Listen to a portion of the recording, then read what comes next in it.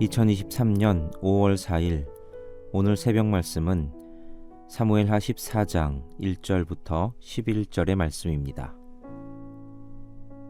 스루야의 아들 요압이 왕의 마음이 압살롬에게로 향하는 줄 알고 드고아의 사람을 보내어 거기서 지혜로운 여인 하나를 데려다가 그에게 이르되 청하건대 너는 상주가 된 것처럼 상복을 입고 기름을 바르지 말고 죽은 사람을 위하여 오래 슬퍼하는 여인같이 하고 왕께 들어가서 그에게 이러이러하게 말하라고 요압이 그의 입에 할 말을 넣어주니라. 드고아 여인이 왕께 아뢰을 때에 얼굴을 땅에 대고 엎드려 이르되 왕이여 도우소서 하니 왕이 그에게 이르되 무슨 일이냐 하니라. 대답하되 나는 진정으로 과부니이다.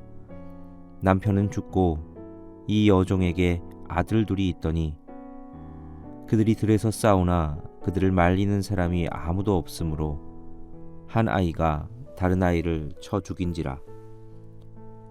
온 족속이 일어나서 당신의 여종 나를 핍박하여 말하기를 그의 동생을 쳐 죽인 자를 내놓으라. 우리가 그의 동생 죽인 죄를 갚아 그를 죽여 상속자 될 것까지 끊겠노라 하오니 그러한즉 그들이 내게 남아있는 숯불을 꺼서 내 남편의 이름과 씨를 세상에 남겨두지 아니하겠나이다 하니 왕이 여인에게 이르되 내 집으로 가라. 내가 너를 위하여 명령을 내리리라 하는지라. 드고아 여인이 왕께 아뢰되 내 주 왕이여 그 죄는 나와 내 아버지의 집으로 돌릴 것이니 왕과 왕위는 허물이 없으리이다. 왕이 이르되 누구든지 내게 말하는 자를 내게로 데려오라. 그가 다시는 너를 건드리지도 못하리라 하니라. 여인이 이르되 청하건대 왕은 왕의 하나님 여호와를 기억하사 원수 갚는 자가 더 죽이지 못하게 하옵소서. 내 아들을 죽일까 두렵나이다 하니 왕이 이르되 여호와께서 살아계심을 두고 맹세하노니 내 아들의 머리카락 하나도 땅에 떨어지지 아니하리라 하니라. 몸의 질병을 고치기 위해서 특히 염증 치료 같은 목적을 위해서 스테로이드라는 약물이 사용되곤 합니다.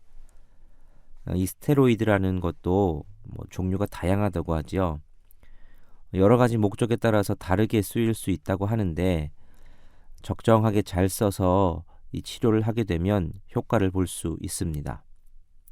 그래서 의사들이 아주 세심하게 용법과 용량 등을 계산해서 치료를 하고 이 처방을 하곤 하죠. 병을 고치기 위해서만이 아니라 특히 헬스하는 선수들은 자신의 근육을 키우기 위해서 이 스테로이드를 사용하기도 합니다. 스테로이드를 사용한 사람은 같은 운동을 하더라도 근육이 훨씬 더 커지는 운동 효과를 볼 수 있습니다. 물론 스테로이드를 사용하기만 하고 운동을 안 하면 근육에 소용이 없겠지만 어쨌든 운동을 하며 이 약물의 도움을 받으면 자연적으로 커질 수 있는 근육의 한계를 넘어선 아주 훌륭한 근육을 만들 수 있다고 합니다. 그래서 헬스계에서 가장 유명한 대회인 이 올림피아 경기에서는 사실 스테로이드를 사용한 사람들을 위한 경기라 해도 과언이 아닐 정도로 공공연하게 많이 이 약물이 사용된다고 하지요. 하지만 이렇게 근육을 키울 수 있는 스테로이드가 좋은 효과만 있는 것은 아닙니다. 약물로 인해서 많은 전문 보디빌더들이 부작용을 겪어서 힘들어하기도 하고 또 사망하는 사건까지도 있습니다. 염증 치료에도 효과가 있고 근육도 단기간에 성장시킬 수 있는 효과가 좋은 약물이 이 스테로이드지만 장기간 과하게 사용하면 그에 따른 부작용도 상당한 것이 바로 이 약물입니다. 이러한 지혜는 우리 신앙생활에서도 동일하게 적용할 수 있을 것 같습니다. 우리가 신앙생활을 하면 하나님의 뜻을 구하고 하나님의 뜻에 따라서 행동해야 하지요. 하지만 그게 참 쉽지 않습니다. 하나님의 뜻을 구하는데 하나님의 뜻이 무엇인지 깨닫기도 어렵고 하나님의 뜻을 분명 알겠는데 그대로 행동하는 게 너무 어려운 경우가 많기 때문입니다. 반면에 인간적인 생각과 방법은 참 쉽고 효과도 빠릅니다. 그래서 우리는 하나님의 뜻을 구하고 그것을 기다리고 그대로 행동하기보다 인간적인 생각과 방법을 구하고 그것대로 행하는 경우가 더 많은 것 같습니다. 하지만 인간적인 생각과 방법은 쉽고 효과가 빨라 보이지만 분명한 것은 그에 따른 부작용이 있다는 겁니다. 마치 스테로이드 같습니다. 당장의 문제가 해결되는 것 같아 보이지만 결국은 부작용으로 인해서 더 큰 어려움에 처할 수 있습니다. 오늘 본문이 그런 내용을 우리에게 보여줍니다. 다윗 집안에 큰 병거가 생겼습니다. 압살롬이 자신의 누이 다말을 성폭행한 암논을 죽였지요. 그 일로 인해서 압살롬은 자신의 죄에 대한 처벌을 피하고자 그술로 도망을 갔습니다.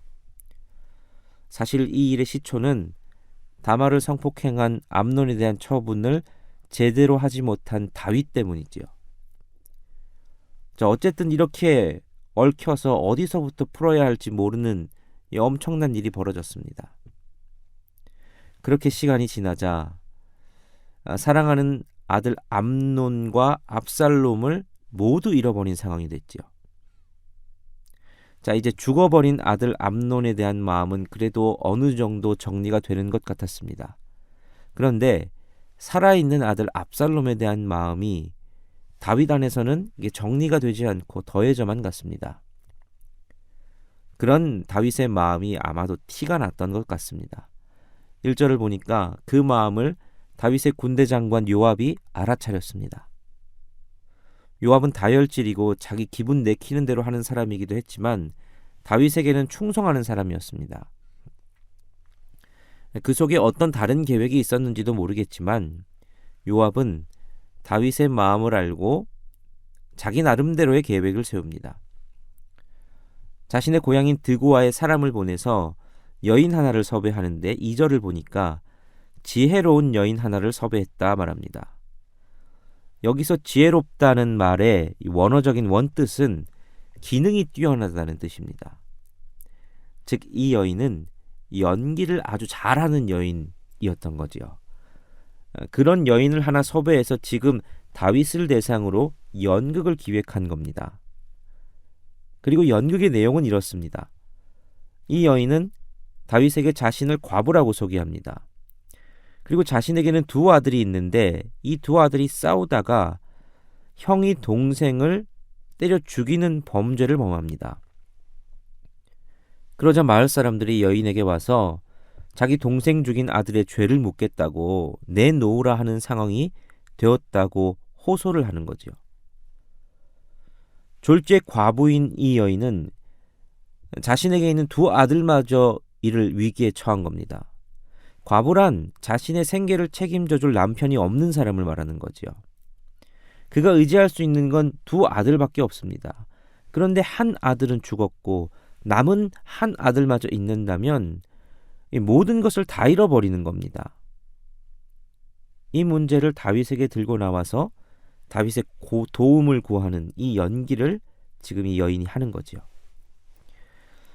그 이야기를 들은 다윗은 마을 사람들이 이 남은 아들 하나를 해치지 못하게 하겠다고 약속을 합니다. 근데 사실 이 모든 연극은 압살롬에 대한 일을 말하기 위한 핑계였지요. 그 내용이 내일 본문에는 쭉 이어집니다. 결국 다윗은 이 여인의 이야기가 자기 처지와 너무 똑같은 것을 보고 연민의 감정을 느꼈던 겁니다. 그래서 어떻게든 이 여인을 도와주고 싶은 마음에 내가 확실하게 보호해주겠다고 약속을 하는 거지요. 이 모든 것은 요압의 계획이었습니다. 압살롬을 그냥 용서해주자니 공의롭지 못한 행동이라 말들을 것 같고 그냥 내버려 두자니 사랑하는 아들 압살롬이 눈에 밟혀 이러지도 저러지도 못하는 이 다윗에게 압살롬을 그냥 용서하고 데려옴으로 다윗의 고민을 해결해 주고 싶었던 요압이 이런 계획을 한 거지요. 어떻게 보면 요압의 이 해결책은 다윗의 마음을 아주 빠르고도 시원하게 해결해주는 기막힌 방법이었습니다. 다윗의 가려운 부분을 긁어줄 수 있는 방법이었죠. 그런데 우리가 주목해 보아야 할 것은 이 과정에서 하나님의 뜻을 묻는다거나 하나님이 이렇게 개입하셨다 이런 내용을 찾아볼 수가 없다는 겁니다. 요압의 방법은 다윗의 문제를 해결해 줄 수 있는 인간적으로는 참 괜찮은 방법이었습니다. 그러나 분명한 것은 이 방법이 하나님으로부터 나온 방법이 아니었다는 겁니다. 다윗은 이 문제를 가지고 하나님 앞에 나아가 씨름하지 않았습니다.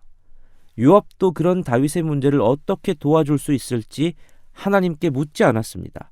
그저 인간적인 생각으로 고민만 했고 인간적인 방법으로 해결하려 했을 뿐입니다. 겉으로 보기에 문제는 빠르게 해결될 수 있는 것처럼 보입니다. 그리고 결국은 압살롬이 돌아오지요. 문제가 해결되는 것 같아 보입니다. 하지만 이런 일련의 과정은 결국 부작용을 낳습니다. 압살롬과 다윗의 관계는 완전히 회복되지 못한다고 보였고 그렇게 느낀 압살롬은 결국 다윗을 대적해서 반역을 일으키게 됐지요. 다윗은 자신이 용서해준 아들에게 배신당하는 아픔을 겪게 됩니다. 인간적인 방법은 결국 부작용을 낳습니다. 우리는 늘 우리의 생각대로 문제를 빨리 해결하려 하는 유혹을 받습니다. 그리고 그 과정 가운데 하나님께 묻고 하나님의 뜻을 구하는 이 지루한 하지만 중요한 과정을 생략해버리기가 쉽습니다. 그러나 우리가 분명히 알아야 할 것은 그런 인간적인 생각은 결국 부작용을 일으킨다는 것입니다. 사단은 그렇게 우리를 넘어뜨리려 합니다. 오늘 하루 우리 이 말씀을 기억하고 지루하고 더디더라도 하나님의 뜻을 묻고 그 방법을 선택하는 훈련을 하는 그런 하루가 되기를 바랍니다. 더디게 보이더라도 결국은 이 길이 가장 빠른 길이 될 겁니다. 우리 오늘 말씀 기억하며 그 길을, 그 걸음을 함께 걸어가는 우리 모두가 되기를 소원합니다. 기도하시겠습니다. 하나님, 오늘도 주님이 선하심을 기억하며 우리의 삶을 의탁합니다. 우리는 늘 우리의 생각과 방법으로 결정하고 행동하고 싶은 유혹을 받습니다. 그러나 당장 빠른 것 같은 그 방법은 결국 부작용을 일으킴을 알게 됩니다. 좀 더디게 보이더라도 주님의 뜻을 묻고 그 뜻대로 걸어가는 길이 가장 빠른 길임을 깨달아 오늘도 그 길을 걸어가는 우리 모두가 되게 하여 주옵소서. 예수 그리스도의 이름으로 기도하옵나이다.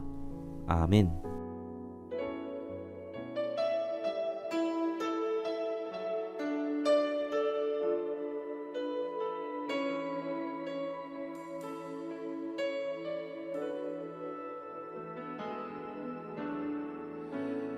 의지했던 모든 것 변해가고 억울한 마음은 커져가네.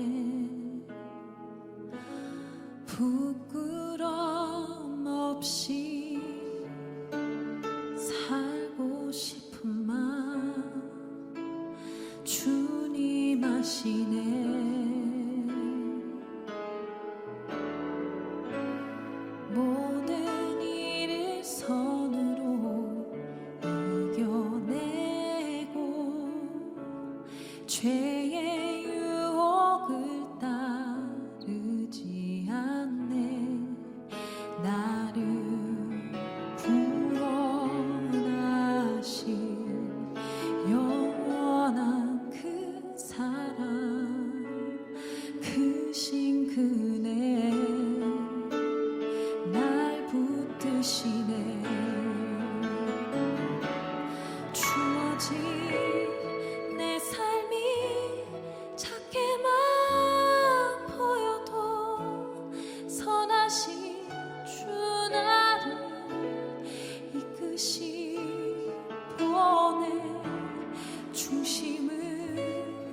싶어